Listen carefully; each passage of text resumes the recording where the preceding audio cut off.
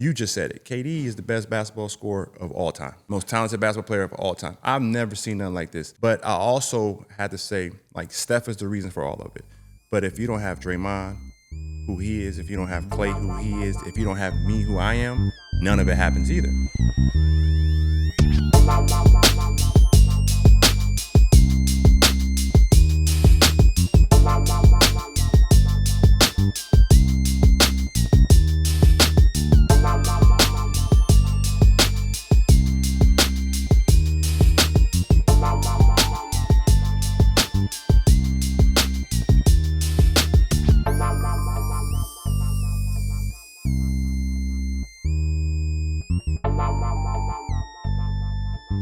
Welcome back to the OGs, a Playmaker original, brought to you by DraftKings.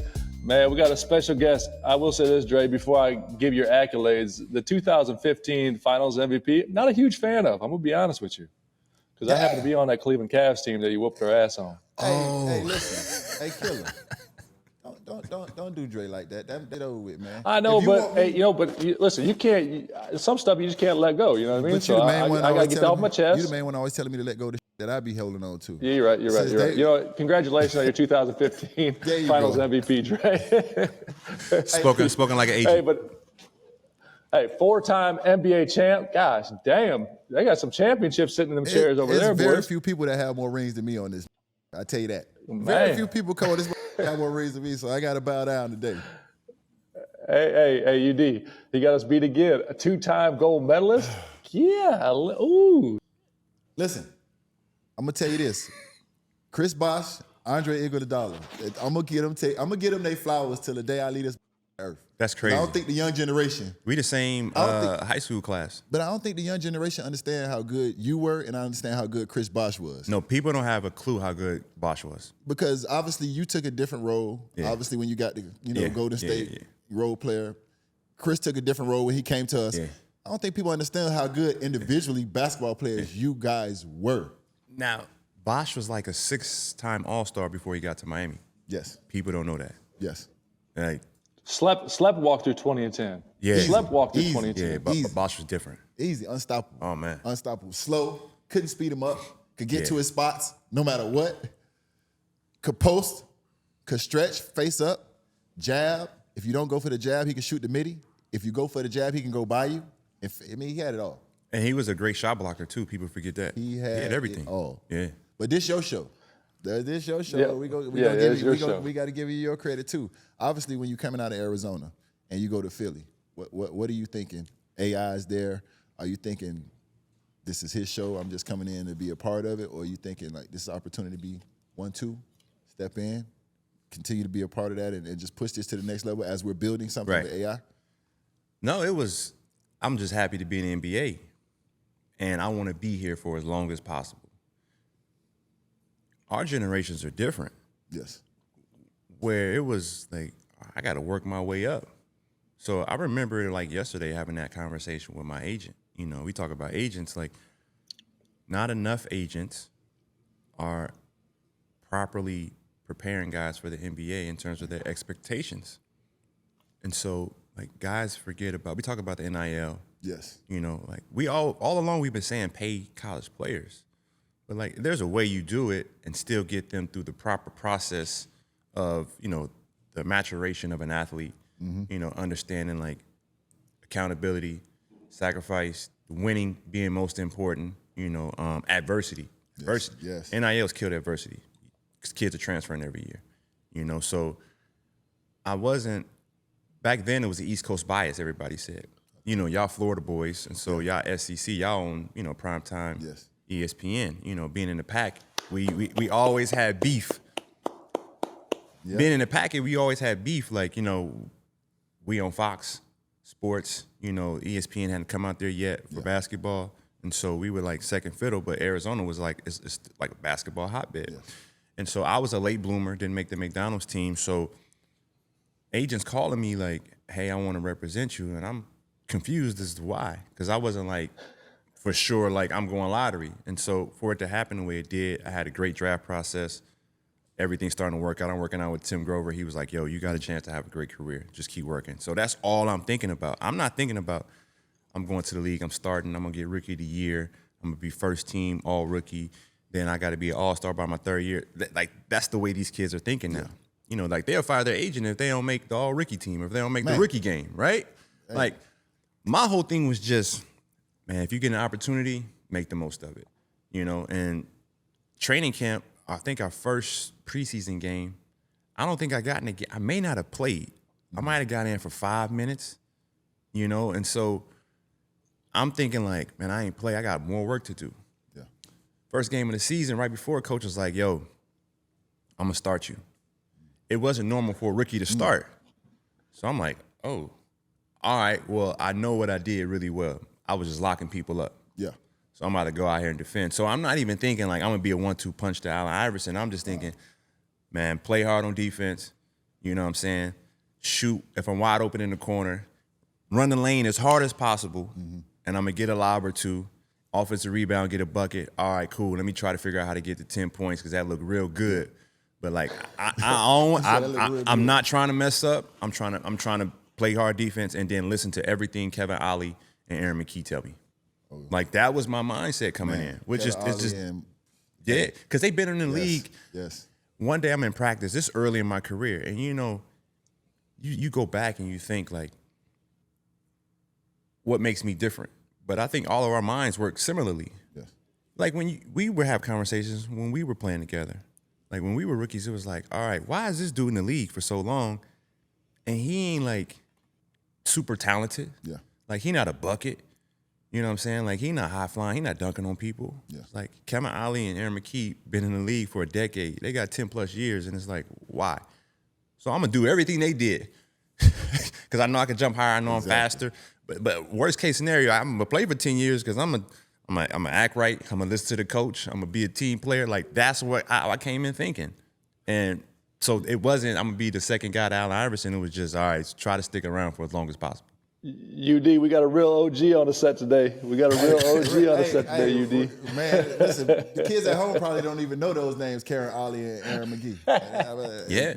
Like, you see what I'm saying? But what I will say, obviously, about that is the lesson in everything you said. Because coming in the first round pick, and I'm number 9, correct? Yep. Number 9, the first round pick, it was about defense. It was about rebounding. Yep. It was about soaking up game and learning and putting in that work. And all you kids at home, he didn't even play his first preseason game. Yeah. So just understand the process.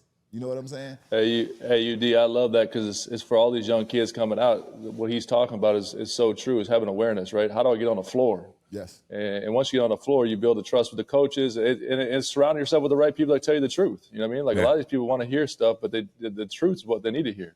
Take this clip. I mean, listen, at the end of the day, that's it. Take this clip and show it to your clients, Killer, when you get them little snotty nose, piss tail ass out of college. Show them this right now. Take this. Hold up, what are they? Snotty nose, piss tail? Snotty nose, piss tails. Take this. I ain't even recruiting no snotty nose, piss tail kids. I don't want that problem. That's what I call them Thundercats, man. Them young boys, man. And snotty nose, piss tail. That's all they is, man. I say that to my kids. Get your snotty nose ass out of here. My son, 18 years old. Hey, Drado, I want you to touch on something because Bubba Chuck was my favorites, right? And again, the longer people removes when he retires, the longer you go on, no one remembers how good he really was either. Right. So we talked about you and Chris That man was so special, man. Yeah. Talk to me about some of that what you saw in practices as a young kid or as a rookie and then the first couple of years in the league of what you saw with him and how special he was. 'Cause I don't think, again, he got his flowers. He's obviously a Hall of Famer. He is who he is. But as these kids start growing up now, they don't understand. Like, that dude, like, changed the game of basketball, in my opinion, in my eyes. 100%. So talk about some of that stuff you saw. I mean, I think you used the wrong word. You said practice. I was just about to say practice. I'm joking. Games, I mean. I'm joking. One of the more impressive things I seen with him was actually in practice one day. And so he didn't have a good shooting night. And the next day at practice, he was like, yo, I got to get my rhythm. I'm going to get some, extra shots up after practice. And I just sat and watched him, just kind of, seeing how he moved. And he didn't miss. And that's when I was like, oh, okay. Because sometimes when you're young, you fall into like public sentiment, like what the newspapers say, what the media says about a person. You know, he talks about practice, or, you know, people talk about the high volume attempts that he gets, you know, the field goal percentage. I mean, even MJ got a lot of attempts up. So you really don't know until you're up close. And I saw him go around the horn, like, you know, 5 shots, 5 spots. Like, he kept it really simple. But I seen him make like 25 shots straight around the horn. I'm like, oh, this dude don't miss. And I always talk about Kevin Durant and Kevin Durant's workouts and the KD makes. And they go in the same way every single time. I saw that. Allen Iverson had KD makes. You know, it was rare that you saw him work out like that. But when I saw him work out like that, I'm like, oh, he can shoot. And he was like, I'm gonna get some threes. Same thing. I was like, man, this dude really got like a skill set to him that people just don't understand because they're just so enamored by the crossover. Yeah. And so like that was like what I was really impressed by. And then I think, I won't say, but I think he had somebody was like, I can beat you one-on-one type situation. Like I can beat you one-on-one. Say that they are. Yeah, but it was like, well, it was a practice day. You know, AI was like, look, you want it now or you want it at 7 p.m. tomorrow, right? He was one of those guys. Yeah. One thing about AI I will say that people, you know, get confused with, like training camp and like the first month or two of the year, like he used that to get himself back into game shape. So he really did practice. Like 2-a-days, like he did that. And people just, you know, they get that one clip, but like he really did practice. But once we get into the season, and now teams don't practice at all. So if now you take now scenarios back then, it's the same thing he was doing. He was like, all right, I just need to get ready for the season, and now I'm playing 40 minutes a night. I don't need, like, why? Back then we practiced it for 2 hours a day and playing. Man. He's like, why are we doing this? Brace. Yeah, he was like, no, like, just let me get a rhythm for tomorrow, which made sense. Yeah. And once you're in the league for so long, you shouldn't be practicing that much. And Dre, you touched on it. Like, I think it's a bad rap for that. Obviously, the clip's hilarious. The practice clip is hilarious. But I mean, this dude was his workload, and he led the league in minutes for like 5 straight years. Right. Like, I mean, and you didn't can't miss ask games. the dude to do that and take the shots he takes and the hits he takes and to show up in practice every day for 2 hours. It made 0 sense. But the clip's hilarious. But that man was a goon, man. I love that dude. Oh, I like that. Goon. We brought that back. That's a throwback. I like that. He was a goon. But you see, he stayed injured, but he was playing. Yes. And that's no knock on this new generation. I mean, at his size. What he endured and what he used to put himself through to compete at a high level every night. You know what I'm saying? It's crazy. And I understand we all laughed about it and it was an interesting clip, but there's no way you get that good without practicing. Right. There's no goddamn way that you get that goddamn good without practicing. You know what I'm saying? You can't just show up in the morning and cook like that. He had to put in the work. So I have an interesting story because I remember the first time I had a chance to meet AI. Playing against him is a different thing. You don't really have a chance to have conversations. Right. But I was in Vegas one summer, and I had to end up out there with Antoine Walker, a lot of guys, and him and AI were playing that 3-card poker thing. Boo-ray. No. Guts? It was something in the casino. I think it was like some kind of 3-card poker or something in the casino they was playing. Yep. But I literally stood there and watched AI play for an hour, not understanding the game. I just wanted him to acknowledge me. Like I just wanted to. Antoine playing to the left. I know Twan might be there for 36 hours. I don't know when Twan leaving, but I'm hoping AI get up. I hope AI get up and just acknowledge me because he was big for our culture, for us as black men in the NBA. The baggy shorts, the big, not wearing the suits, the jerseys, the braids. I had the braids, so he was just huge for our culture. So for me, that was the first time I got a chance to meet AI. But I was, you know what I'm saying, I had my little fan moment. I don't have too many fan moments, but like you say, AI was a goon. You know what I'm saying? He represented everything that I wanted to be and everything that I kind of looked up to in my neighborhood growing up. So I watched that man play a card game that I ain't know nothing about for an hour just because I wanted the man to get up and say my name. I just wanted to get a chance to talk to him. And that was my cool little AI story. He acknowledged me. We spoke, and it was a cool little vibe. But, man, I literally sat there for hours just so the man could talk to me. Well, you know what about him? He was a real one in the sense of he accepted you for who you were, and he respected you as long as you existed in who you truly were. Like, the word corny is thrown around a lot, right? And to me, corny means you trying to be something you're not. Yes. Right? So, me, I grew up studious, a little nerdy. Like, I like reading books, but, I still come from, like, the project, so I listen to rap music, like, all over the place. And Kanye West was, like, up and coming when we got in the league. And so I was a huge Kanye fan. So I wear a cardigan with a tie sometimes, you know what I'm saying, moving like that. And it was an older guy who was just on some nonsense, trying to figure out his career, not playing. He's the corny one. Yeah. And he trying to show off for AI, talking like, look at this dude, man, he got a tie on. And AI was like, yeah, but that's what young fellas like. Like, what you mean? Yeah. Like, he was like, you ain't hood. And AI was like, yeah, but ain't nobody really hood. The hood dudes really, they either dead or in jail. Yeah.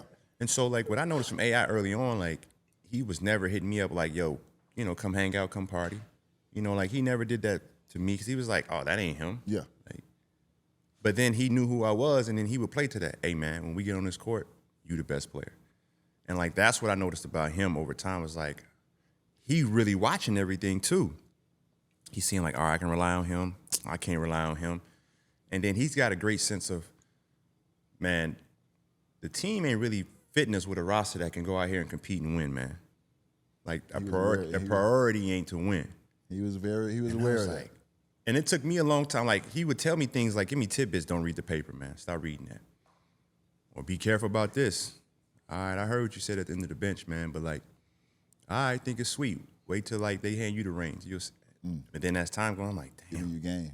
Everything he was saying was, like, being true. And so, like, this game is so interesting, and what it does to you mentally. And being, like, recently retired, like, seeing how it affects guys leaving the game, like their mental health. Yeah. Like, it's different, man. Real. And, like, all those jewels, like, you go back to, like, when you play. And that's why we always tell the young guys, like, hey, make the most of y'all moments. Make the most of those interactions. Meet everybody, meet people, make most of the resources. Because when it's done, it's like, if you ain't set up for your post-career, that's too late.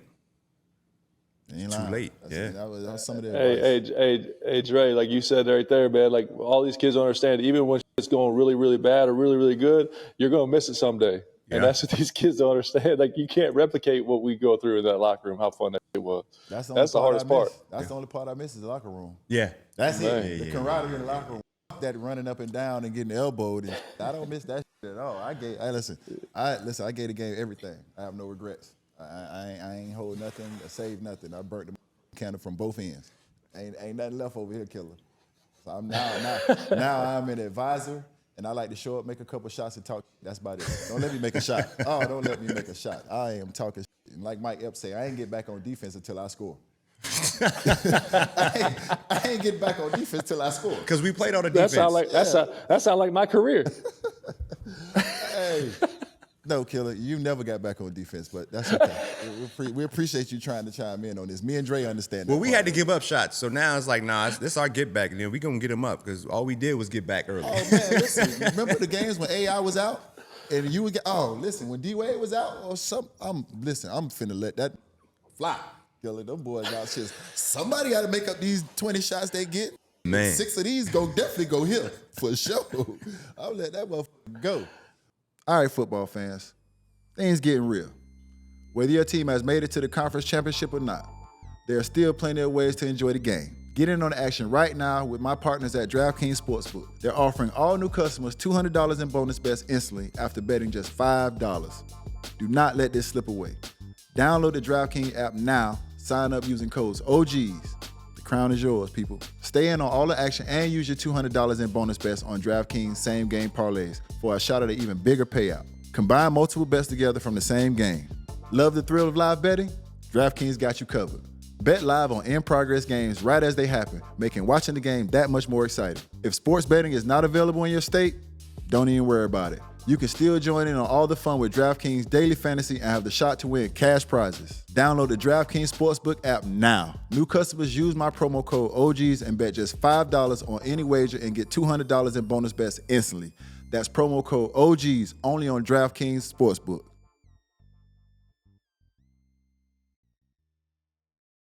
Today's episode is proudly brought to you by our guys at Morgan & Morgan. It's America's largest personal injury law firm. They started out here in Florida 30 years ago and now are helping people across all 50 states. Morgan & Morgan is always for the people and have your back when it comes to fighting to get you full and fair compensation. As athletes, we have faced our fair share of injuries. That's why we know how difficult it is to get back out there after an injury.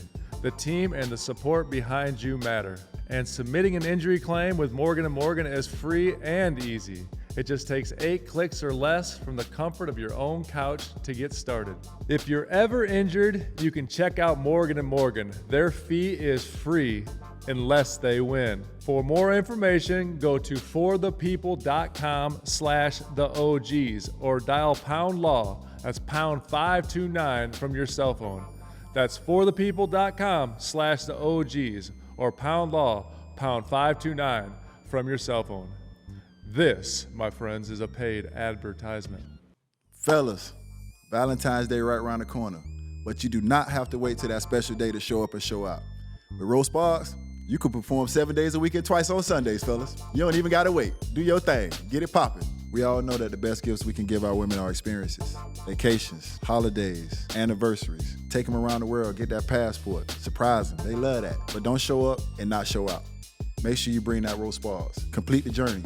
Finish the mission. Understand the assignment, my boy. Because if you don't, you're going to be spending all that money. She's still going to be disappointed. And it's not going to be memorable. I'm depending on you, gentlemen. Go get that Roast Sparks and handle your business. Roast Sparks are a 2-in-1 prescription treatment for harder, stronger erections. They hit the bloodstream faster because they dissolve under the tongue. And getting harder faster means clapping more cheeks. After they dissolve, they work in 15 minutes on average, fellas. If prescribed, new sexual health patients get $15 off Sparks on a recurring plan. Connect with the provider at ro.co/OGs.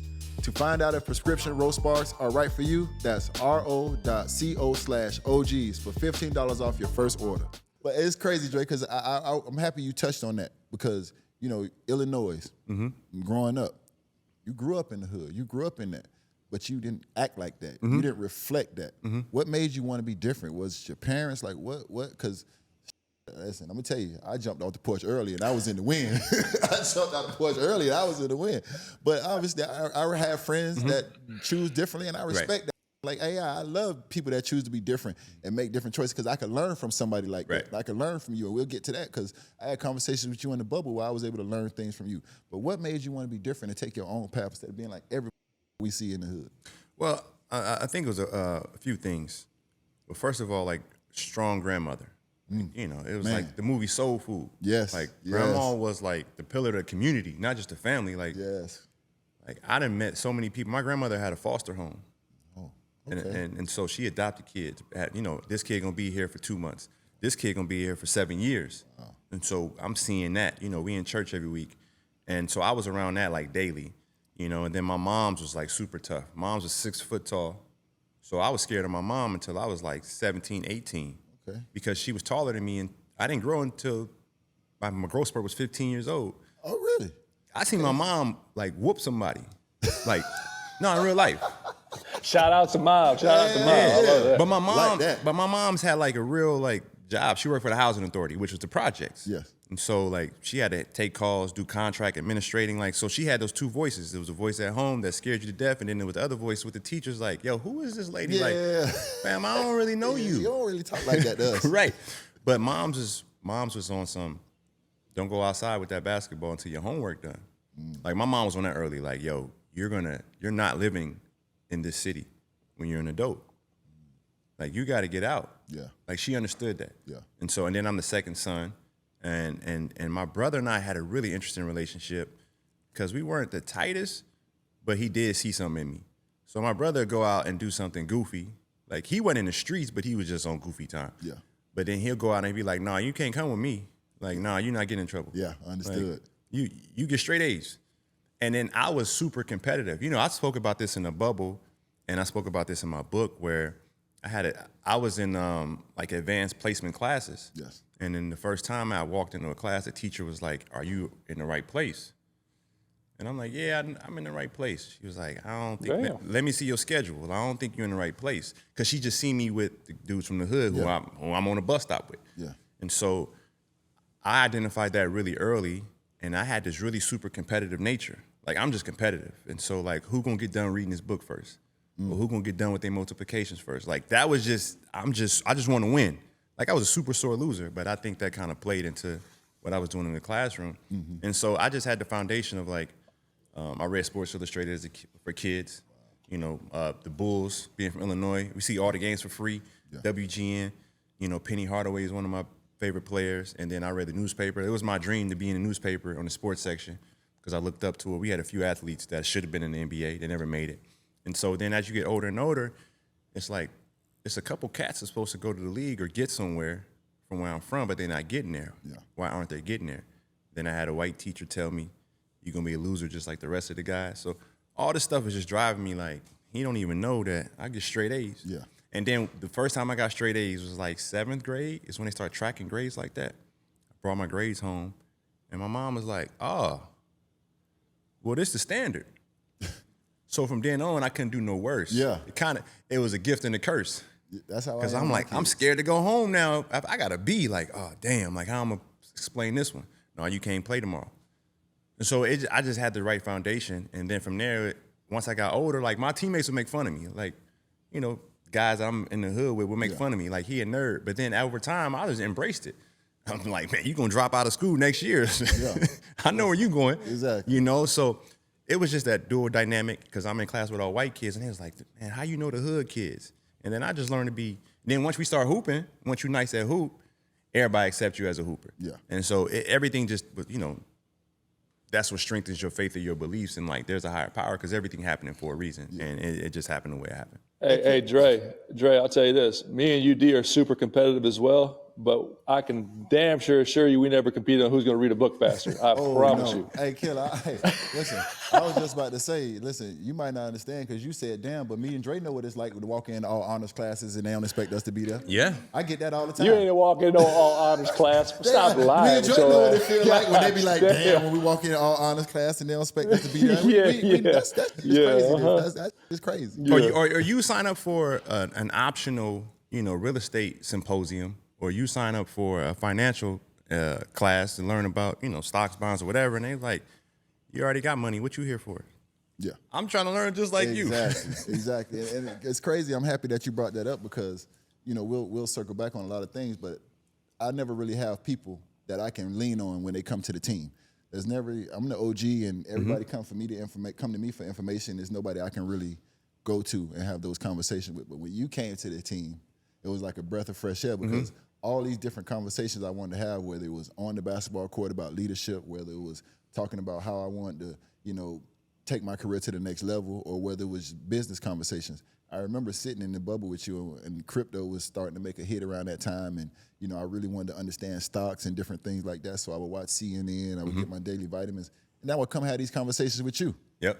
And you would tell me, okay, this is what you want to look at, this is what you don't want to look at, and these are the things that matter, these are the things that don't really matter, and different things like that. But I never really had that opportunity until you came to the team. But you obviously being the person that was ahead of the game when it came to that kind of shit like that. Just like, how is that? Because understanding, once again, you want to, people that look like us, we ain't waking up watching no CNN. We ain't waking up watching no CNN. So you get that a lot from veterans and younger guys, but how is that being the voice where guys can come to you, you know what I'm saying, and ask you a lot of different questions? Because we lean on you for a lot, you know what I'm saying, being a part of, obviously, well, not even a part, president, Players Association, and obviously what you do and what you did as a basketball player is highly respected. So we can trust you, you know what I'm saying? So yes, being able to come to you and trust you, how is that? Because you got to wear a lot of hats, dog. You Right. got to wear a lot of hats, bro. Well, I mean, I think about it, especially in the rough times, like when times get tough, because like, I don't think people understand how, you know, the mental part of playing ball is what that's like. Yes. And how, as a man, you're not supposed to let your guard down. You're not supposed to have feelings. You're not supposed to cry. You're not supposed to be, you know, like exhausted emotionally. Like, we're not supposed to have emotions as athletes. But like, and that's why we have the problems we have. Because now we got to face those emotions when the game's over. Like, you got to look at yourself in the mirror like, whoa, I got to get myself right. Because, I mean, as a basketball player, like, life is easy outside of just playing the game because everybody's taking care of everything for you. But when you get away from the game, like, you got to look at yourself in the mirror. And so even after I've been done playing ball, like, I've had moments where I'm, like, lonely because I'm wearing all these hats. And certain parts of the job, difficult. Like, you can't trust nobody when you have certain jobs and certain titles because you don't know who's trying to come after you. You don't know who's spreading a bad rumor about you. You don't know who's trying to backstab you. Like on the court, we can figure it out because we know basketball. Exactly. Hey man, you missed me, man. You did that on purpose. Yeah. Like we can read all those things. Yeah, he saw you open. I'm like, what you doing? I'm like, bro, why you didn't set the screen for your teammate? Like you see all that. Yeah. But in this corporate world, that's new to me. So I've just been able to, I got a therapist now. Yes. Wonderful thing, man. And so like I find myself making mistakes. Like, oh man, I told this person too much. Like I gave him too much information in the interaction. Let me go check myself. Let me be better tomorrow. And so I think I've just embraced, that motto, heavy is the head. Heavy is the head that wears the crown. Yes, sir. Or God won't put more on your plate That you can handle. And so then that's motivating me to be like, all right, I got to be on top of my game. Like I got to wake up early in the morning. I got a routine. All right, I got to stretch. All right, I got to, meditate. You know what I'm saying? Let me read. All right, let me get myself ready to show up to be my best. And then now it's the Miami Heat mantra, get 1% better every single day. Yeah. You can do that. Yeah. If you really be intentional about it. And so now you have purpose every single day you wake up. And so now you're showing up as your best self because I'm knowing I can walk into a player just randomly anytime. I remember being in San Francisco one day. I was going to a business meeting, like nothing to do with basketball. And I walked into two players that play for the Spurs. Wow. They was coming out of a restaurant for lunch, and I was going past. I was like, yo. And I ended up talking to him for 20 minutes, and I had to give him some game. Yes. So you just got to be ready. And if you got good intentions and you just, understanding what your purpose is, you're never going to be caught off guard because you know who you are and you know what you got to show up for. And so, and also it's just motivating too. Like if I miss Bloomberg 2-3 days, I'm like, yo, I don't know what's going on. I'm lost. Even though I'm consuming the information through my emails or whatever, like it's like I need to know what's going on. And so, and it's also like, what's the big picture? Like, what's my ultimate purpose? What am I trying to do? I'm trying to lift up my community. Yes. I'm trying to build a whole bunch of me's. Not me's, but better versions of me's. Yes. Because if I can give you the game I got now when you're 22, 23, oh man, you different. You're going to be different.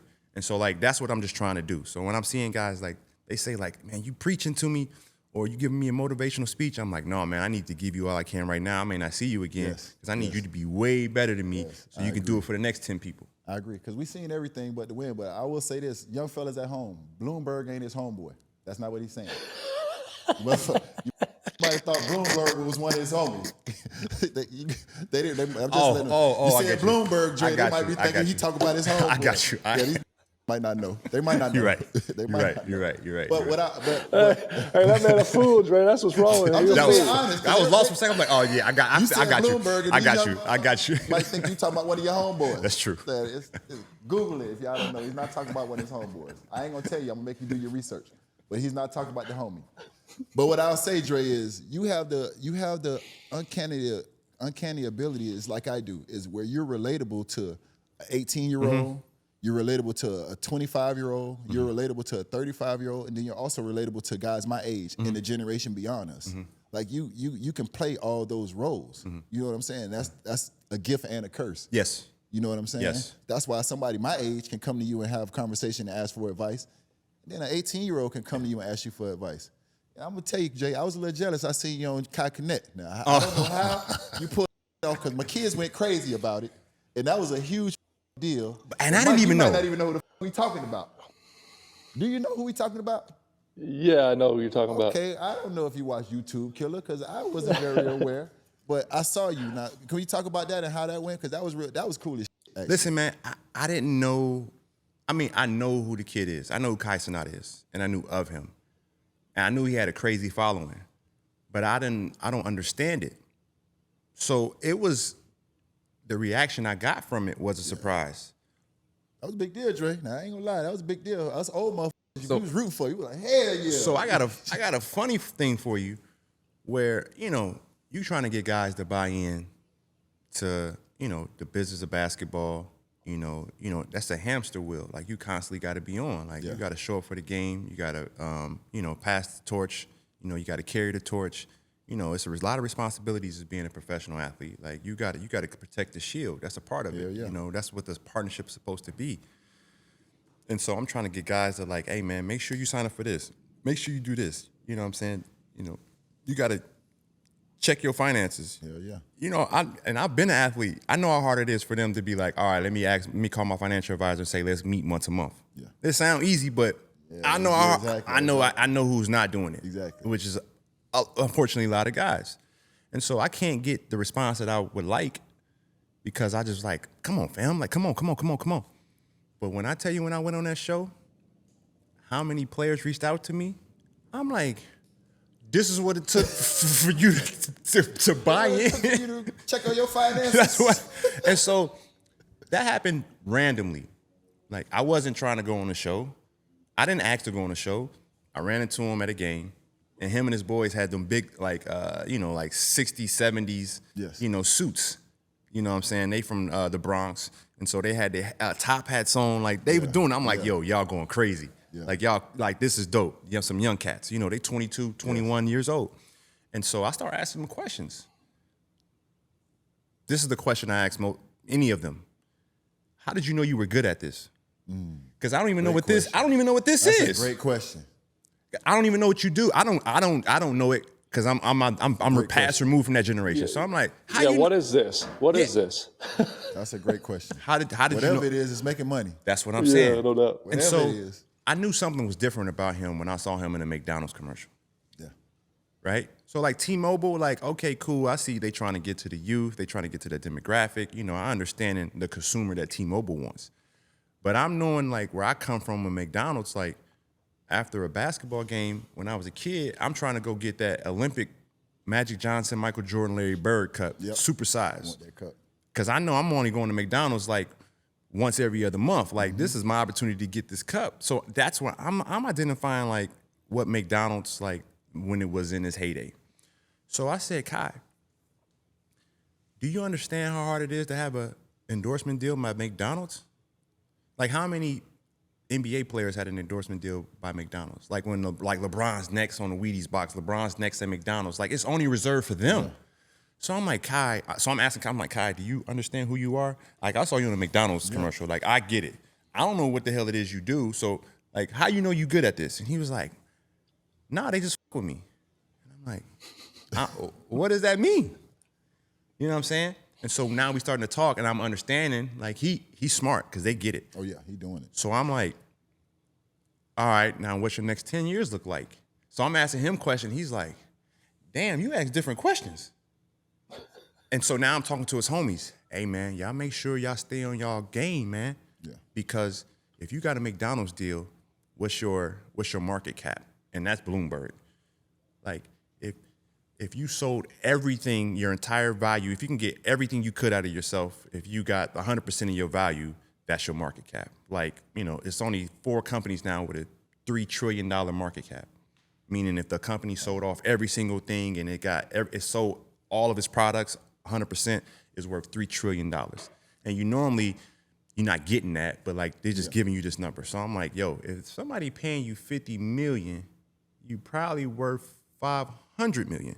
So I'm just talking to him like that because that's just where my brain is. This is Bloomberg talking, right? So he's like, man, don't nobody talk to us like this. And I'm asking his homeboys the same questions, like, yo, y'all make sure y'all keep y'all circle tight, man. Y'all make sure y'all stay focused. Don't let all the, instant gratification keep you short-term vision, and I don't see you in 2 years. I need to see you in 10 years. Because once you phase out of this, what's next for you? Because there's going to be a next up-and-coming person. So how can you pivot this to something else as you get older and older and keep your community, the eyeballs? Because that's all it is the eyeballs. And so he was like, man, ain't nobody really show love to my friends like you did. And I was like, oh, yeah, I'm just regular. This is who I am. I'm like you, UD. Like, I'm just an outgoing person. I'm like chopping it up with my people. Yeah. And he was like, yo, I'm going to L.A. I'm doing this thing. Would you pull up? I was like, all right, cool. And I didn't get excited because I got a lot of NBA players calling me like, yo, get me on the show. Get me on the show. Like, they super excited. I'm just like, all right, if you want me to come on the show. Like, I didn't even think I was going on the show. I was like, I'm going to come out to L.A. and chop it up with you. I'm trying to talk business. Yeah. You know what I'm saying? Like, I got an idea, something I'm trying to do with him, with his generation and, NBA players or whatever. Yeah. And so he was like, all right, cool. Worked it out. Pulled up to the house. And when I walk in, I was like, yo, this young dude is crazy. I'm like, yo, this is. So you know how we got the set right here? Yeah. And you know how you watch some shows, like say you watching it's the morning show on Apple TV Plus, right? It's one of the big shows, and it's like based on like the morning show and all the scandals that happen on that. But you know how you watch a newsroom and it's like those big, it's like 30 TVs on display. Yeah. They got the control system. You know, go to this channel, go to this set, go to this live, go to this feed, go to that feed, and it's like he got the whole Ron Burgundy set up. No, he had that in this house. Ron Burgundy set up. So when I walk in, I'm like, "Oh, y'all going crazy? Oh, you going crazy, twin?" I'm talking like them now. Y'all, you going crazy, twin? Like, imagine this whole wall right here behind you, UD. Imagine that whole room is all screens, and it's a control board. They switching flips, and it's this big house. They got cameras everywhere, and so this is the best way to explain it. It's like having a sleepover when you 10, 11 years old. So before you can get off the porch, you can't go out on the block. You and your homeboys like, yo, we gonna have a pillow fight, but then we gonna watch a movie, but then we gonna play paintball. But now we're going to play spades. All right, now we're going to play hide and seek. We're going to bring some girls. We can play hide and seek till the sun go down. Like you kind of map out your weekend. It's you and your boys, but everything got to be in the house because you can't go outside. I'm like, oh, y'all playing sleepover as adults. Like, y'all crazy, man. But it was so cold. It's a cool idea. These dudes had a funeral for his hamster. Man, it was crazy, man, because I'm like, I'm trying to figure out like, yo, man. And so they set up, it's almost like Wild 'N Out, or it's almost like In Living Color. It's like improv. They just set up a set like they playing, you know, sleepover. Yeah. All right, my pet hamster died. We're gonna do a funeral for the pet hamster. You know what I'm saying? Like when I was young, I had a sleepover with my friend and I was on a bike, the front tire fell off and I chipped my tooth. And so we spent like 30 minutes, like I'm crying because I'm young and my teeth fell out. And he was like, man, you good, fam? All right, we're going to take a minute. We got to take a break because Dre lost his tooth. But 30 minutes later, we're going to go do something else. Yeah. So his hamster died. Fam, it's really like 30 paid actors. He had a set that's a real funeral. They had a big, huge picture of the hamster. Wow. They had a casket. No, he had a real like what kind of casket, Dre, for the hamster? It was like this big. What kind of casket for the hamster? I don't think the hamster was really in there, but the hamster really did die. And then he had a dude do like a eulogy in the black tie, like a reverend. And then he had people in there, and so we walked. Did they have pallbearers? Somebody carried the casket? No, it was already up there. But no, he had like, it's like everyone's dressed in black. They got on gowns. People got on their suits and ties. Oh, and I'm fresh from upstairs. We just came from another set. We was kicking it. I did a motivational speech. We laughing about something else. We talking about the LeBron block. We talking about this. We talking about that. So when I walk downstairs, I'm like, oh, man, y'all crazy, man. Y'all crazy as hell. Like, you try not to laugh because he's dead serious. So we sit down, and it's a black girl in there, like a black woman. She start wailing and crying like a black woman. Wow. No, not my baby. Not my baby. Yo. And then his other friend is like, y'all should have took him. Why it had to be him? He should be dead. Yo, fella, so I start laughing, man. I put my head down. I'm like, yo, man. And then Kai's like, Andre, do you think it's funny that my hamster died? And I'm like, man, stop. And so then, like, once we done with that, go to the back.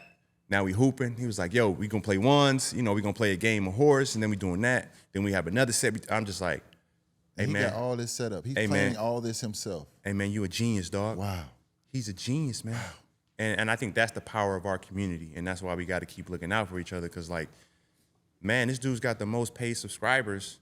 Yeah. He got his own channel. He's got his own TV station, essentially. I love it. And then he just feeding it different shows, and this is how he's doing it. And so I'm just like, yo, this is how these kids are thinking. And so when you don't understand it, you can be like, man, our new generation's lazy. They don't want to work. They just want to sit in front of a camera. But when it's done the right way, it's like, oh, this is how we should be inspiring ourselves to create things, because we're creatives. Yeah. And now we have the consumer. Like, I know who's buying my channel, and I know what they like. So I know what kind of commercial it wants. And I know I'm supposed to be a part of it. So, like McDonald's, I got 600,000 people that's coming to see me at a certain time every single day. Yeah. All right, make a McDonald's commercial. All right, give me the endorsement deal. You know what I'm saying? T-Mo was coming. He got a Nike deal. Nike only had deals for athletes, not the entertainers. You know, Kevin Hart had one, whatever. Travis Scott. Now they got streamers. Wow. Kai Cenat got a Nike deal. Wow. This kid is different, man. Wow. Shout out. Yeah. Shout the God, my kids love him, and I saw you on this show. That was a huge deal. So, but I didn't get it before. I didn't get it either. And then now I'm like, oh, I get it. I kind of got it a little bit when I saw him. I think it was, I don't know if it was All-Star, it was a game, but I think it was the same game when you say he was dressed up in a suit. He was sitting right next to Adam Silver. That was the same game. Yeah, he was sitting right next to Adam Silver, like shooting the shit with Adam Silver. I was like, yeah, he got some Yeah, he got some shit with him. He sit right next to Adam Silver, locked in with him. So now that was dope, and all the old heads over here we was loving that. We felt like we was on the show. Yeah. The young fellas, my kids, are huge fans. Right. You know what I'm saying? So when we go to the All-Star games, and when I take my kids to the All-Star games, they ain't trying to meet the players. They want to meet the YouTubers. Yeah, that's true. They don't give a about the guys in the game. Yeah. Like, they could care less. They've been growing up around NBA players their whole life. It's very true. So, but if they could meet him or somebody, or Speed, or somebody that's doing what he does. Yep. Because I watch Speed clips. Shout out Speed. I watch your clips too. That was funny as shit when you was with that alligator. Speed is crazy. Yeah, he was around with an alligator, trying to jump on an alligator back or catch an alligator or some shit like that. So I with Speed too. So, but when I watch all these guys and my kids, they show up to these events and they're not worried about the athletes. Right. They're not. They'll spend a day watching Kai or Speed and just watching the things that they do. Speed jumping over a damn car coming at them 100 miles an hour. Like that. Like, my kids watch that shit all the time, and they love that shit. Yep. So that was huge, and that was a big deal for us. How was the pallbearer carrying the casket with the hamster? By the time we showed up to the set, the casket was already up front where it was at. Okay. I was just wondering, Killer. I was the pallbearer. Here you go. Rest in peace. Yeah, that was different. Oh, that's so funny. Hey, Dre, let's touch on something real quick if you don't mind. All right, as much as I hated on that you won MVP of the finals in 2015, talk about that Golden State team a little bit if you don't mind, will you please? Man. Yeah, I have been I've been thinking about that recently because the Warriors are doing something really special for me, something super dope, and so shout out the Warriors for doing that. I had to get my mind you got to get ready for something. You gonna cry? Nah, because I don't mean to cut you off, but I cried. Well, I don't know because, and I had to tell. I said I wasn't gonna cry. I had to tell my man Zaza. So Zaza Pachulia. I just saw Zaza, right? Zaza's a real one. And so I had to tell Zaza, he was like, "You excited?" I'm like, "Zaza, honestly, I don't feel nothing because I'm so busy. I ain't even had a chance to think about it." You know what I'm saying? And you know how you and I are, how we are. It's like, all right, what we doing next? Let's get to it. Yep. Let's get to it. So we don't even allow ourselves to reflect or even enjoy our successes. Because we like, man, all right, I did it. Whatever, man, I did that. Let's go to the next thing. And so I'm like, I've been so swamped trying to show up for the family, trying to show up at work, doing all these things. Like, I ain't really had a chance to think about it. But I had started preparing my mind like the first championship team. And I go back to my, I laugh about the Bronze and D-Wade and Bosch's interview. Bronze like not one, not two, not three. Yeah. But I go back to my press conference, which was much smaller. Like, I'm only thinking like it's local. It ain't gonna pick up no national news. Dwight Howard was the top tier for that free agency. But I mentioned like, I just played against this team in the playoffs, and then they gave San Antonio a run. Like, I feel like I'm that piece that can be the one that kind of gets us to the next round or have an opportunity to look at a championship. Now, I never won a championship. I never been past the second round, so I don't know what it's like.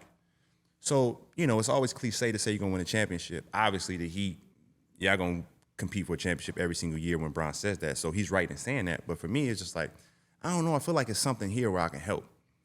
You don't know you can compete for a championship until you get there the first time. Yeah. And so building that team, we were just super tight-knit. We were winning games. We know Steph is Steph. Mark Jackson then told us, Steph is Steph. Y'all going to see in a minute he going to be MVP. Mark Jackson had been saying this for like 2 or 3 years already before anybody was thinking about it, which was a crazy thing. He was like, Steph's our guy. Nobody on his team getting his way. Now, how many times you done seen that where a coach tell the whole team, hey, man, ain't nobody going to get in this dude's way. Yeah. That's why I wanted to be a part of that team. I'm like, that's beautiful. Because we ain't going to have no hating. We ain't going to have nobody not setting screens. We ain't going to have nobody stealing rebounds. Like, we know what time it is. And so we just had a really close, tight-knit group. And as we're winning, it was building organically. Like, we don't even know we got something special, but everybody's approaching it the right way. And you know how it can be in professional sports. Like, it take one guy to get mad at. It take one guy to be mad that he didn't get a shot, and they can spiral the team out of control. I tell people it's like a bicycle chain. Yep. It's like a bicycle chain, bro. One link is dusty as and ain't oiled. You got to change the whole goddamn thing because it just ain't gonna work.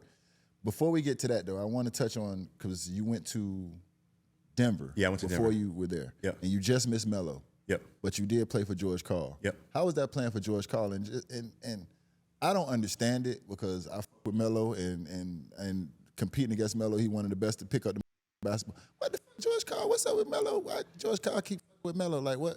But Melo ain't the only one. If you go on Twitter, what is going on? Why you crashing out? What George you tripping about? George sent me a shot Oh, he shot you. He shot you too. twice a year. Really?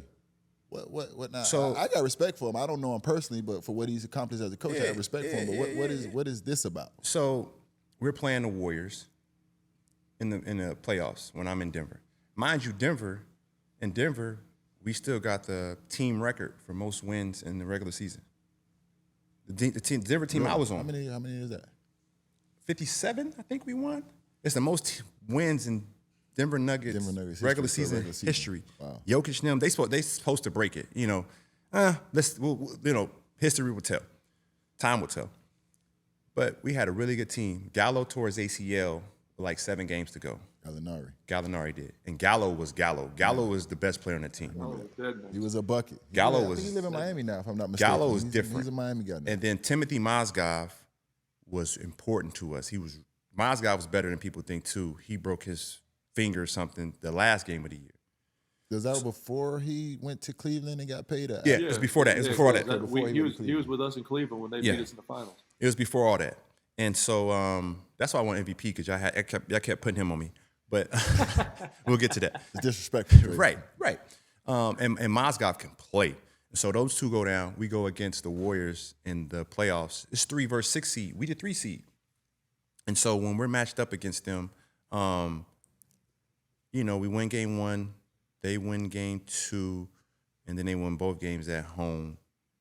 And we had an interesting game strategy, right? And the strategy wasn't necessarily X's and O's. And so we're playing a certain type of physicality. Mm-hmm. That's not really our true DNA. Yeah. So it don't even look right. Yeah. What we trying to accomplish out here. Like, this ain't us. We ain't never did this before.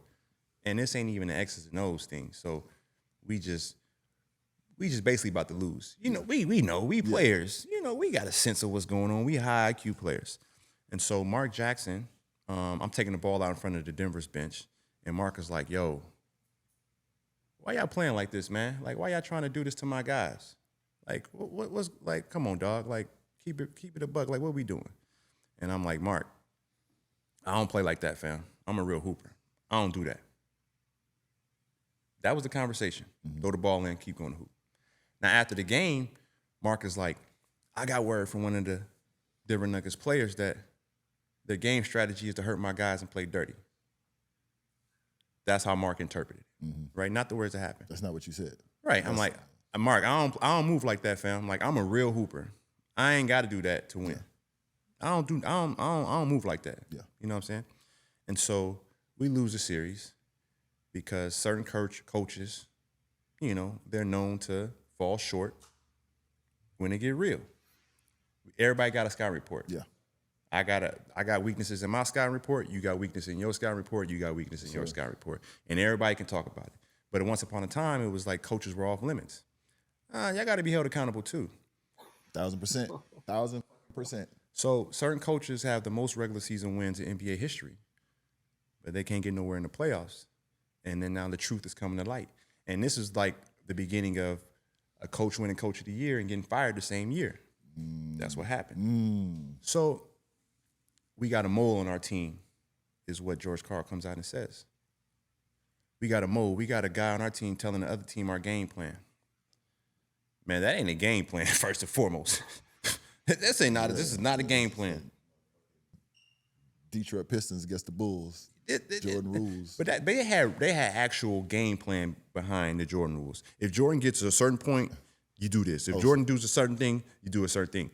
Oh, ours was like, y'all didn't even have that. But y'all had some brass knuckles. Man, elbow him in the head. Just tackle him. And I'm just you want to be physical, but you don't want to be like, you don't want to be, So it's like, I'm coming up to you, D. Hey, who the first person you going to hit tonight? What you going to say? What you talking about, Dre? Like, I ain't just hitting nobody just to hit him. Like, no, you going to say the biggest dude I can find. That's who you hitting. Like, you mean if it's a fight? Because we ain't got no game. No. We need people to feel our physicality. Just hit somebody. And I'm like, all right, cool. We going to play more physical. But don't go ask my 7-footer who the first person he gonna hit. And that's weird. And he looking at you like, I'm gonna hit Steph. I'm like, wrong answer. Go hit Bogut. Yeah.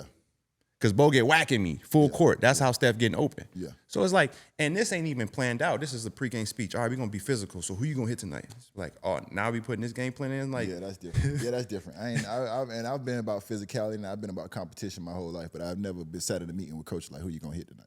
I ain't never had that conversation. And your big picks the smallest person. Yeah, like I'm cut that shit out. And so I'm looking. I'm like, they ask me like, who you gonna hit? I'm like, I'm gonna go hit Bogut.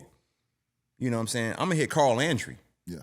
You know what I'm saying? Like, I'm hitting them. They gonna feel me. I'm gonna hit the toughest dude. Yeah. If I can hit him, if I can show weakness in him, then the rest of the team gonna crumble. But it's just like, I'm like, what we doing? And then it's visible because we don't know how to do it. Yeah, that ain't y'all thing. We practicing it. We missing hitting them. And so Mark looking like, hey man, what y'all doing out there? This ain't hoop. And that's why we losing. We down 3-1. We already were down 3-1. Y'all didn't even play. I hate, and I understand there's adjustments, but I hate when you get to the playoffs or you get somewhere where you've played a certain way and you've established an identity, and all of a sudden when you're playing against a certain team or in a certain series, you just want to scrap that identity. The whole thing. I hate when coaches do. To me, that's overcoaching. Yeah. Like that's like you do what the you do. You make adjustments. Mm-hmm. You alter different things throughout the game, but you do what the you do. Because one thing about Doc was really good at, I'm going to have a counter. So I'm going to put in all this false action over this side to really get to what I need to get to on this side. And it's true to, it's like, instead of me getting to Paul Pierce as a first option, because I know he can give me a bucket, I'm going to have boom, boom, boom, boom, make the defense react over here. Now I'm going to get Paul set up in an ISO situation over here after a few actions so the defense can't load up on him. I never played for Doc. Mike, was Doc in Orlando? Did you play for Doc in Orlando, Mike? Yeah, I played for one thing. I'll let you speak on Doc, but I will tell you this. In those playoff series against the Boston Celtics, we knew what Doc was going to run, but they got a shot every time. Yeah. We knew exactly what Doc was going to run. We knew if it was going to be for Ray. We knew if it was going to be for Paul. We knew exactly. But he would get a good shot every time out of the timeout. That drove me crazy. Whether we win the series or not, I want to win the series. But I would always reflect back, how the they always get a good shot out of a timeout? How does it happen? Like, just speak on that, because both of you, I mean, y'all had the opportunity. I never sat in the huddle with Doc. But he draws up, and they going to get a shot. And I'm the same way. I never played for Doc, but I'm seeing it like, he drew up a game-winning play. And I'm like, we was all over here, and the play was. I'm like, oh, that was incredible. Yeah, talk about that, Mike, because you've been in the huddle with Doc, bro. He gets shit. He draw it up. Doc was elite. Doc was elite with it, but what Doc did was let his talent win, right? Like he never got in the way of that. Like, we talk about what you guys is overcoaching. He simplified stuff and let his like Hebe Brown said a long time ago. X and O's give you Jimmys and Joes, right? Yeah, he understood who he had as players, and he allowed those guys inside of a system. Yes, he dictated a system to get those guys player shots, but Doc simplified stuff. Man, my players are better than your players. What he thought. And a lot of times they were. Like a true hooper. Yeah. That's how hoopers think. Yeah. And that's what I'm saying that's true hoopers. And that's what I'm saying about this how the game's going. Yeah. And so it's funny because, that's his excuse. He got one other job after that. George Karl did. He went to SAC, and it was short-lived with DeMarcus, and now him and DeMarcus at odds. Really? So he wrote a book, and he spoke a certain way about Kenyon Martin and J.R. Smith, talking about, NBA black players not having fathers because we're known not to have fathers. Like, he went off the deep end. Yeah, George. Right? So, so every, once or twice a year, we got to go through this where he was like, oh, here's the mole. Or he's like, this is the best team in Denver Nuggets history except one guy. That's crazy. Right? And so it's funny thing about that was my best statistical playoff series of my career. Wow. I was going crazy. But you was just hooping. You wasn't on the right. And I'm about to get to this. Like, I'm gonna put y'all on my back. Let's get to it. Now, we lost 4-2, whatever. Like, I go home, but it's like you just said earlier, like, man, I left it all on the floor. Yeah. And so, like, that is unfortunate with George and how it keeps coming up, like the bitterness. And it's like, come on, man, you only got but so much time left on earth, man. Like, breathe some fresh air and enjoy the rest of your life. Like, you sitting on Twitter every day trying to get back at people. Like, ain't nobody listening. I understand that. You know what I'm saying? And now I understand the disconnect with him with Melo. Because Melo's at peace too. Like, Melo's like, all right, man, go about your business, dog. Like, what are we doing?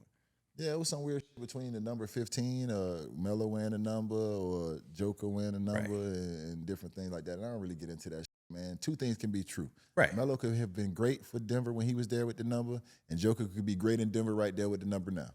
It was the first time where basketball fans thought light blue and gold was the coolest color mixture. Yeah, you're right. MJ and them, Jordan brand is releasing Jordan shoes not because of Carolina, because they the Melo colors. Like, we talk about the influence he had on the game of basketball. Like, let's not your bitter feelings because you didn't get your way get in the way of greatness. I mean, I was with them boys. It was an opportunity for me to go to Denver when I ended up signing back to Miami. It was an opportunity to go to Denver, and it was Denver and, if I'm not mistaken, Dallas. Yeah, I remember Dallas. I ended up going back to Miami. I remember had Dallas. An opportunity to go to Denver because I was JR, Melo, Kenyon Martin.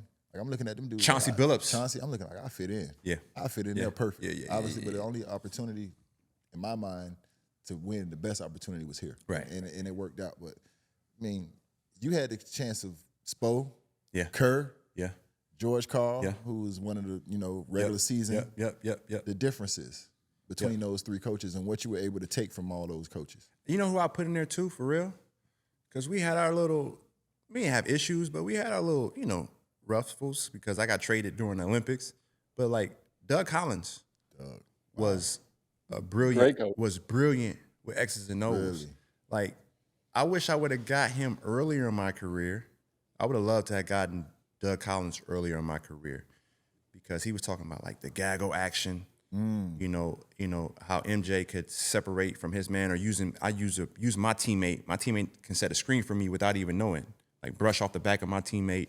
Defense got to figure out how to react to it. Just different ways to read the defense. I'm putting Doug Collins in there, and so I'll start with Doug because back in the league in those days it was like mid-range isolation. Yes. Do this, do that. Yeah. And Doug told us how to break the game down and how to see the floor. You don't have to have the ball in your hands to be effective. How to get certain types of positioning. Just like how to see the game differently that I never seen it before. And I didn't get to him till like year 6. So I'll put Doug there. He got the most of the team that we had. Like, we weren't the most talented, but we competed every single night. He brought it straight to you raw. What the young boys say, pause or whatever. But I was thinking that was a pause moment, Dre. I wasn't gonna say nothing. No, like he'll bring it straight to you. Like, if he wouldn't, like, if he had an issue with it, he'll just say it. Yeah. Now, Doug's a highly emotional person, but his super competitive career was cut short by injuries, and so I think that played a part into like how he presented himself. But like, Doug wanted to win, so that was a really good experience for me. Like, I learned a lot from Doug, and then going to George. One thing about George is really good about, he can tell you exactly how you could win the game. All right, this is how we're going to win tonight. All right, we got to get more rebounds than them, and then we can beat them we're going to wear them down. By the third quarter, they're going to be tired. They're not good at this, exploit this. Like, he can find like 2 things, and he's like, if you focus on those things, it's going to, like, we'll win the game. And it rang true most of the time. And then with Steve Kerr, I would say Steve is like, I'm going to get out of the way. He was like, Doc, I'm going to get out of the way of the talent. I'm never going to get in the way of the talent. But I'm going to make sure the talent's structured. And so he was like, when he came into the Warriors, he was like, yo, we got a lot of talent. One thing I noticed is that we get into our ISO situations a little bit too early. So I'm going to add in the ball moval. Yes. So we're going to move the ball from this side to that side. We're going to build this action. And then, so Steph will start with it, swing. And then we're going to have an action. Steph, you coming back to the top of the key. The floor is spread. And so now you can do your thing. You open or we come back to the pick and roll. We got Draymond driving down the middle. We got the wing, Klay on the backside on the shake up. We got a corner guy, ball side, gonna be open. And then Draymond, you hit Draymond on the dive. And then we got I'm in the dunker. I got a lob. So figure it out. Because we playing 4-on-5 on the backside. I can see it. 4-on-3. I can see it right now. I can see it already. We got 4-on-3. Got two guys on Steph, and then we got 4-on-3 in the backside. And then Spo, a lot of the things that I do post-career is like rooted in Heat culture. Where it's like, end of the day, if you work harder than your opponent, the more likely you're going to win. Yeah. Now, there's some residuals to it you got to watch out for, and you got to make sure you cover for it. Because Steve was more like carefree, spirit-free. We're going to come in, listen to some music, great vibes. Yeah. Steve is like, man, I want you to come here happy every single day. Like, this should be your escape. And the Heat culture is like, nah, we're going to make this the hardest possible situation. Yeah. The game going to be easy. Yeah. We couldn't wait for the games. Yeah. Man, when is the game gonna come? The game is so much easier than practice. And so, but one thing about Spo is probably the most prepared coach that I've ever seen. Yes. Hell yeah. Hell yeah. He's more detailed, more prepared than anybody. Hey, Dre, you talk a couple things real quick. I know we've had you here for a long time, so I want to keep asking questions real quick. On that Golden State team, can you talk about Steve Kerr? When KD came over, talk about that a little bit, because obviously things changed, right? You had that free-flowing offense, KD, who to me, one of the best scorers, if not the best scorer ever in the league. Yep. Talk about how that kind of changed things, and then, showing his work. And you talked about his makes earlier when you were talking about AI. Great point. Like, I've never seen a guy's workouts so good in my life. Like, KD's workouts were elite. And I actually, as an agent now, I try to bring my players around when KD will let me bring them around to work out with them, because to see where he's at in his career and how hard he works, it hasn't changed. So talk about how that transition of him coming into Golden State and kind of the backlash that he took, fair or unfair, on some of that stuff. So we had a special group, and like I go back to the Warriors. The Warriors got this special thing for me, and they, how do I feel about it? Who do I want to thank? And I always say, like, if it wasn't for Steph Curry, none of this would happen. Like, Steph Curry's the reason why all of this happened. And now you got to be careful for hot takes. And, he thinks that Steph is better than KD. He thinks KD is better than Steph. So you're careful of that. Like, without Steph, none of this has happened, just because of, Steph was there first, whatever, all that. We understand it, and that's all that matters. You just said it. KD is the best basketball scorer of all time, most talented basketball player of all time. I've never seen nothing like this. But I also had to say, like, Steph is the reason for all of it. But if you don't have Draymond, who he is, if you don't have Klay, who he is, if you don't have me, who I am, none of it happens either. Yes. Right? So we just had a special group, right? It's like lightning strike in the Bible. If the Miami Heat don't have you, Miami Heat can't do what they do. And we are cool in our own skins because our peers get it. Yes. And that's all that matters to us. No, they understand. As long as my peers get it, my peers get it. So with KD, I think, like, no one's really talked about this, but we understood that we had to protect KD too. Like, don't let some folks come in here and try to, break us apart. Yes. And over time, they keep chopping. They'll succeed at it. But we're going to get what we got to get before they do that. Yes. And so with KD, it was like, man, let's make sure we take care of KD. But we had a high IQ group, all of us. Steph, KD, Klay, myself. So, and Sean Livingston, I'm putting in there too. Yes. So me and Sean coming in the second group, hey, man, let's make sure we get Klay his looks. All right, but if KD got it going, move out the way. We know how to get KD his ISOs, even though we're not an ISO team. So it's like, all right, we got an action, but boom, we know KD got a mismatch. Okay, so swing, but like hurry up and get it to KD, move the hell out the way. Because it's like, and KD's so efficient, it wasn't even that hard, though. It wasn't hard. So Get to his spots. It's okay. KD gonna get 28. He took 13 shots. We like, so he made our lives easier, but we wanted to make his life easier. And I think that is the epitome of what a championship team should look like. It's like everybody's trying to do it for each other. And so he would always say, it's like, no, man, you ain't got to overfeed me. And I'm looking like, yes, we do.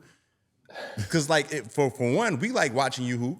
Yeah. And you know how it is, like how we are. Like, it's hard for us to see. It's hard for you to see what D Wade is doing. It's hard for you to see what LeBron is doing because we so focused on getting our job. Like we might miss LeBron dunk because it's like, all right, I had to set a screen and Yeah. I'm not looking at the basket. So it was a special thing, and you know, we really had a good time. And now for our Too Easy segment, brought to you by Morgan & Morgan.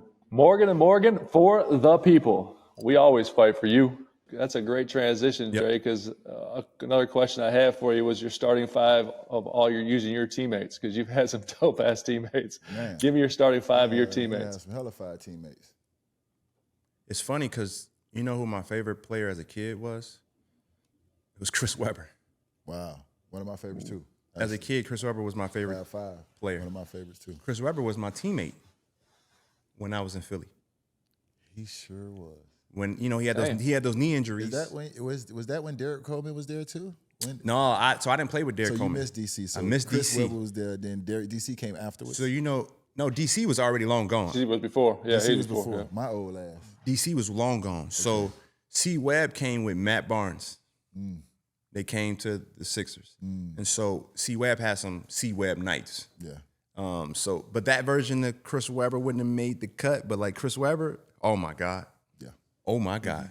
Yeah. Oh my God. Chris Webber was one of my favorites too. It's the best of all time in terms of like, what they do. AI, Steph, Klay, KD. Damn. You know what I'm saying? Because listen, yeah, we had some conversations about Steph, and obviously, Mark Jackson made it very clear early on about who the man was. But talk about the maturation and the growth, obviously, of Klay. And you being able to watch that firsthand. And then, obviously, the second part of it as, he gets to get a little older and, the tides turn a little bit. And we both understand that. We've been both sides. We've been on a side of that where I had to make a decision. Either I move on and go play somewhere else, or I sit here and I mentor the next generation. Yep. You know what I mean? And we all come to that point. For me, people made a lot of jokes about it, but sitting there mentoring that next generation for me was fulfilling. Yeah. I got more out of that. Yeah. You know what I'm saying? Than I would have going somewhere else. Yep. So just talk about when you get to that point of your career and obviously what Klay had to go through. Yeah, so I like I said, I played against Klay. Klay was a rookie in that playoff series when I was with the Nuggets. And so we had a matchup. And I had my best statistical playoff series, that series. So I was just in my bag. Like, you know what it's like to be an NBA player and like, I can do whatever I want and I got confidence. That's deadly. Yeah, I don't know what that's like. I ain't never really had that. But man, but I'm sure y'all you had never that. missed. I'm sure y'all had He that. never missed from his spots. Oh, no. If I missed immediately, the wind was blowing in that. That's what I'm saying. So, like, you know what the confidence like as a shooter to be like, man, I'm never going to miss if I catch the ball right here and I'm open. Yeah.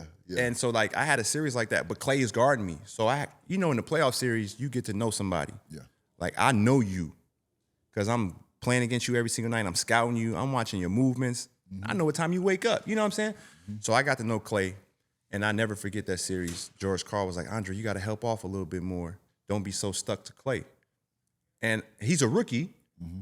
But I'm like, no, I'm watching film, fam. This dude different. I don't. This is the beginning of like that 3-point thing because the 3-pointer wasn't like that back then. So I'm like, man, something. Why this dude? He don't even touch the rim when he makes shots, and he's shooting it quick. So I'm seeing this early, and I knew he could defend because he was guarding me. I'm like, man, I'm making my shots, but I'm like, yo, this dude can guard. I'm like, man, he can guard. Who is this light-skinned dude? So when I get on the team, Mark Jackson already said that the top 2 shooters of all time. He already said it. And everybody said he was crazy.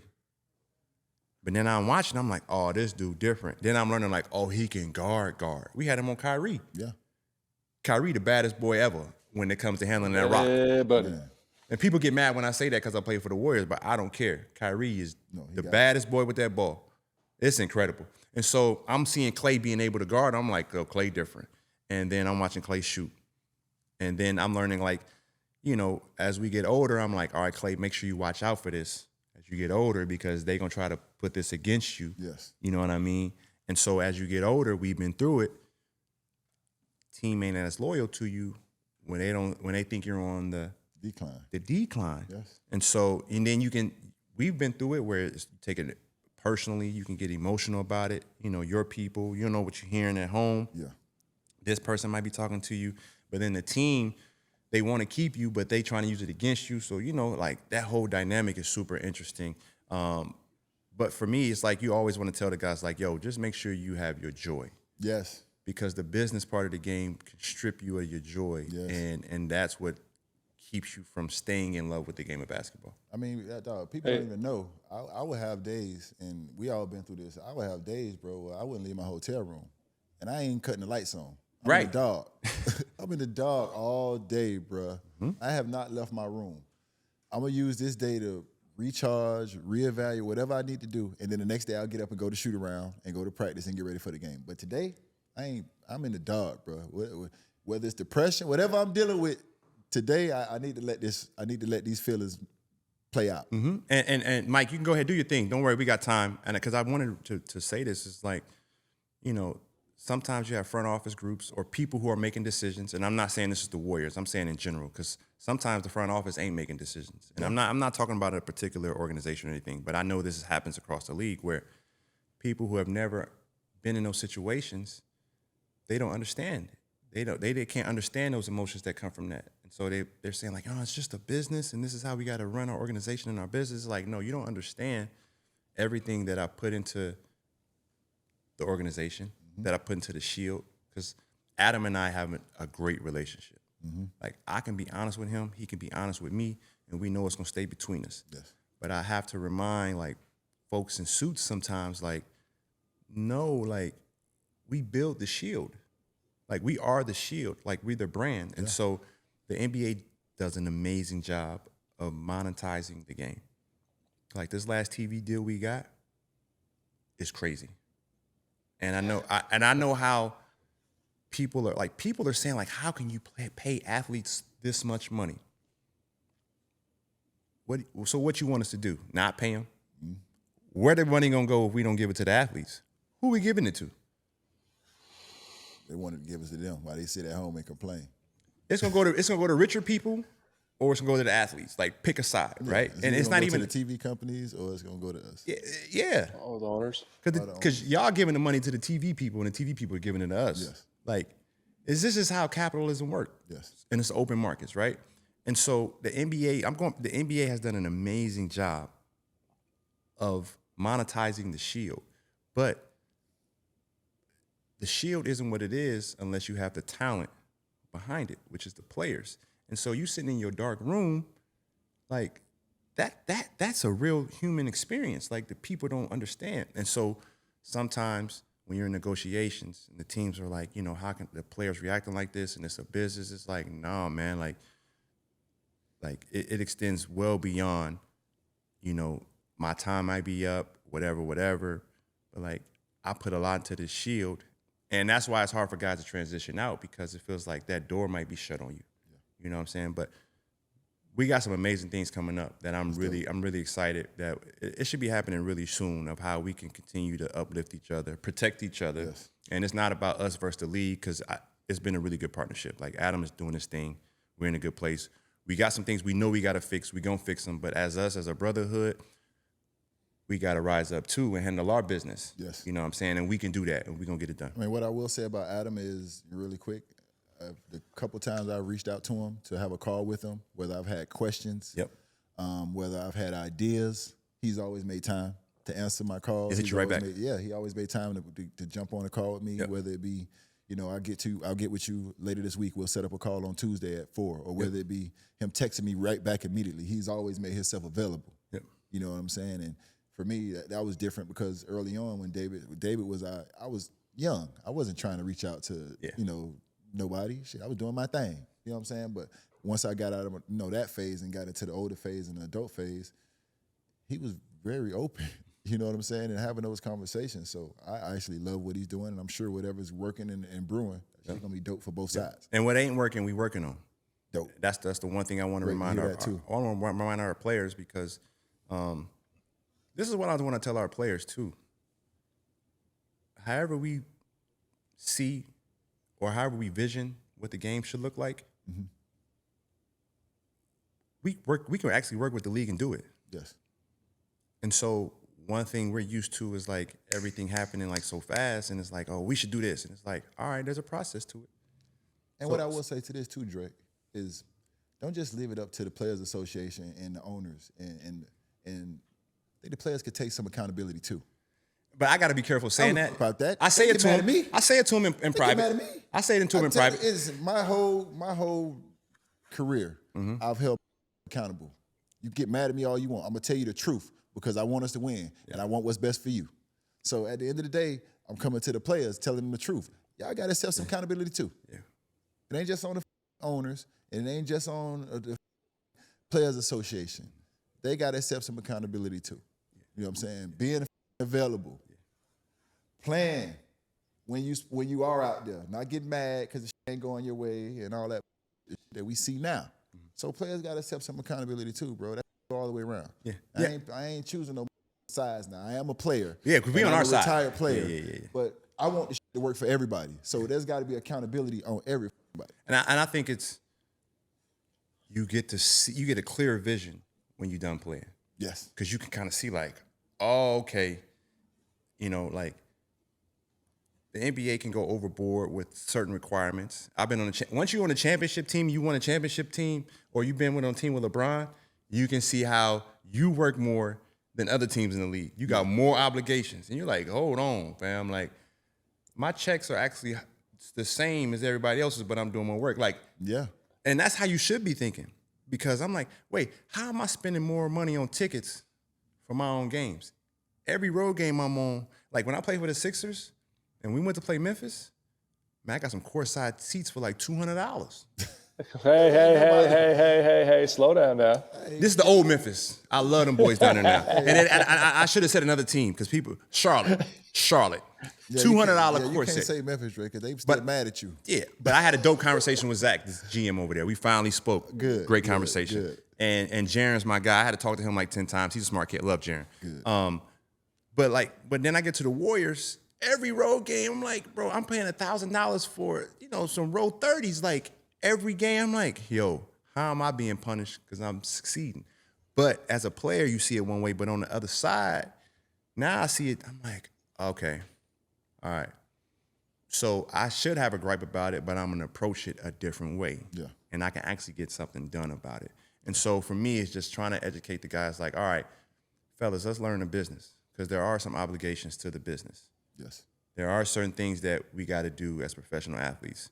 And when we got to show up a certain way.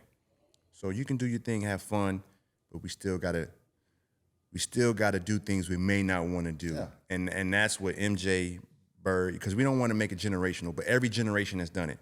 And we got to continue to carry, the shield, and we got to continue to carry that tradition of take care of your generation and then pass it on to the next. And this next segment is brought to you by DraftKings. Hey, Dre, before we let you go, I got to ask one more question, though, out of curiosity. Yep. Okay? You've guarded from LeBron to Kobe to Melo to KD. To Mars, top five. To Mars Golf. No, Mars Golf guarded him, Coach. Give me your top 5 defenders of all time, man. I want to hear it. Who he had to defend? Or defenders. Yeah, no, defenders. You've had to guard these guys. So we talk about accountability and loneliness. Defending's a lonely spot. Yes, it is. I don't know anything about it, but I've heard about it. Back in the day, boy, because when you touched on earlier in the NBA when there's a lot of isolations, remember at that time, if you couldn't guard, your ass couldn't play because they'll really throw it to your man every single time until the coach took you out. Remember when we first got in the league? And I got switching out of pick and rolls and somebody else taking the roll, man, and you getting out. No, we're gonna go at you every time till your coach take you out. Correct. And I can't criticize players anymore, right?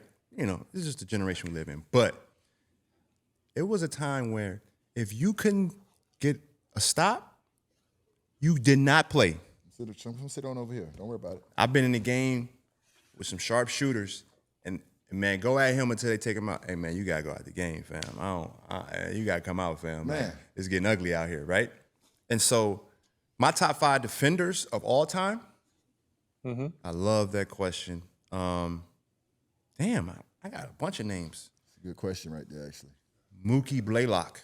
Mookie Blaylock. Yeah. Pick your ass up 94 Dog. feet. Yeah, because he led the league in steals for – I don't know if I'm picking Mookie or John Stockton. Because John Stockton – You can pick them both, Coach. That's You great. can pick a both. Well, he only got 5 though. I know. Okay, I'm gonna hold on for a point guard. So I know for sure I got Scotty. Yep. I got Scotty 100% for sure. I got man, I gotta put Hakeem up there, man. Hakeem got a quad. Hakeem got a quadruple double.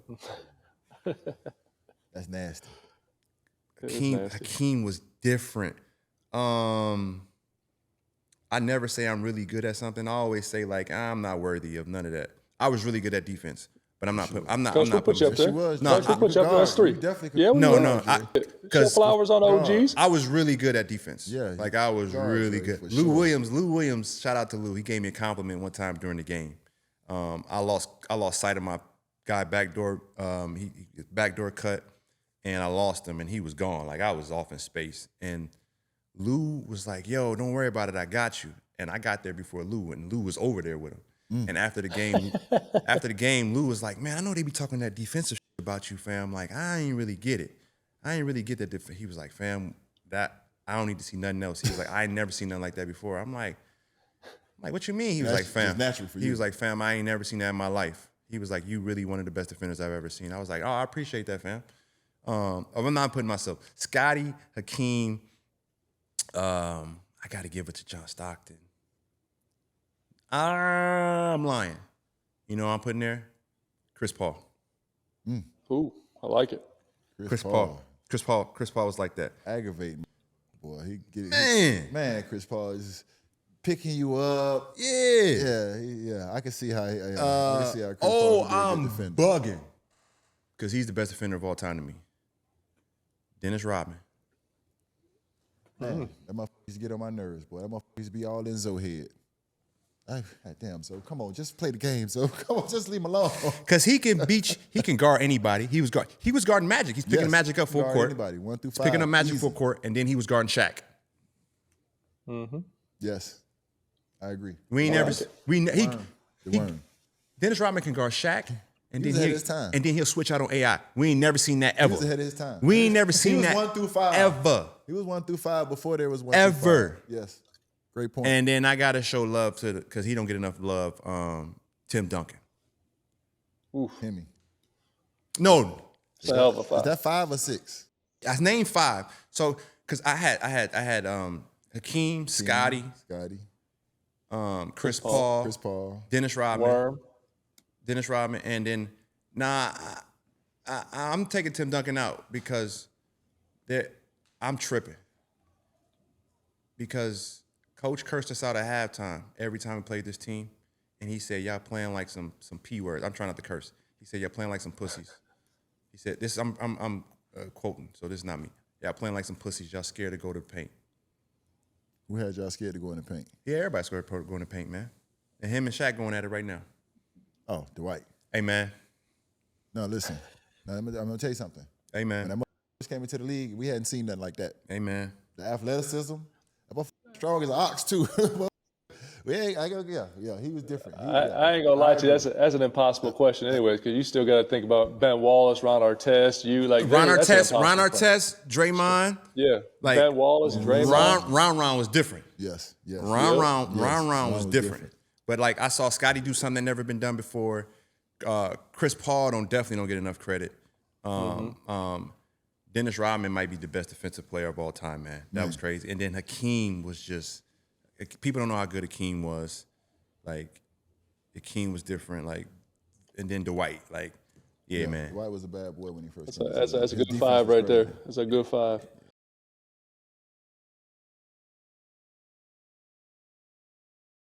Dre, man, we appreciate you coming in, brother. You in the Players A real Association, OG in the studio put today. that fire out. Hold on, you in the Players Association, you're gonna have to put that fire out between Shaq and Dwight. No, that ain't. I learned don't take on battles you ain't got to take on. Right. No, I'm straight. That's not a prerequisite. Like I don't have to do that. Okay. Like no, man. I'll see if you gonna put that fire out. Because there's other fire. It's fires down in Miami. Hey, let me ask you big this though. fire. Let me ask you this because our teams just well, you've been with the Heat before, but the Heat and Golden State just played against each other. The Heat whooped that ass. Shout out to the Heat. But let me ask you this: both franchises, where are they now, and what would you like to see?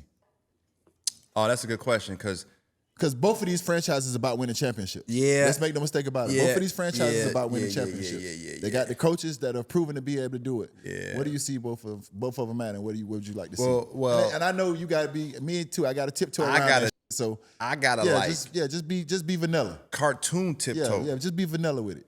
Both teams got to make moves. Both teams got to make a move, and they got to be strategic. I read the article this morning.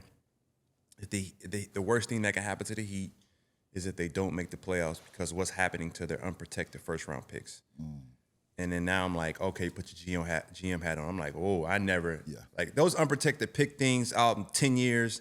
Like I never really understood those things, but now I'm starting to see. I'm like, whoa, like they gotta make the playoffs, right? And then it's just a tough situation there.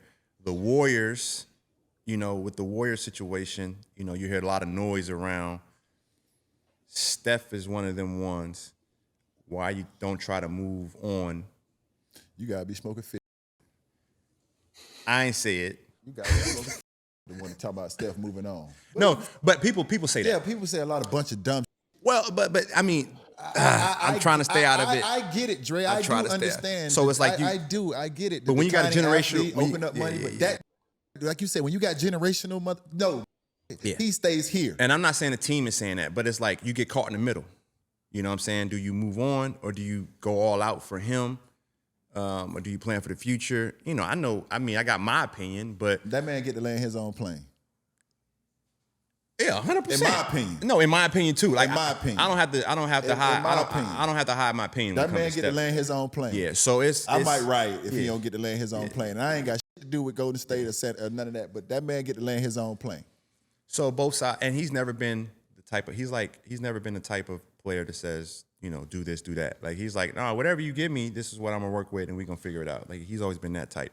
But both teams got to make a move, and I'm wishing nothing but the best for both of them. Tyler Hero cooking with no grease right now, ain't he? Tyler been doing his thing. That's one of the guys I've been happy. Like yes. Like I don't get to watch a lot of basketball, but I pay attention to certain things. I'm like, okay, Tyler, I see you. If you know Tyler, you're happy for Tyler because you understand what Tyler goes through. Yeah. For what he's accomplished, sixth man of the year, been to the finals twice, averaging 20 off the bench. For what he's accomplished, he really don't get his flowers like he should. But Tyler for what he's accomplished in 6 years, so I'm happy for him. Tyler getting like he'll put like a 30, he putting up 30 balls consistently. I'm like, Buzz cut hero at bad motherfucker. Tyler, go get 30 real quick then. Yeah. Like, we know it's coming. Like, we ain't got to like, okay, you having a good night, Mike, a bad night? You ain't the coldest white boy I know no more. It's okay, though. I still fuck with you. Man, get on. Hey, it's listen, okay. man. You talking about smoking and cold white. Hey, man, listen, man. You got the fact. You got to listen. If a motherfucker if they don't let that man land his own plane in Golden State, they tripping. I don't give a fuck what you say. I agree, Coach. I agree. Whatever the fuck they smoking, it ain't good. Whatever they smoking, it ain't good. If they don't let that man land his own plane, they tripping. Hey, we talking about smoking. Man, it's time for the OGs to clock out. Dre, we appreciate you coming in, big dog. Hey, fam, I appreciate y'all, Hey, fam. Kelly, man. Listen, man. I'm just being honest. Hey, man, we appreciate you coming in, Dre. Appreciate OGs you, dog. out.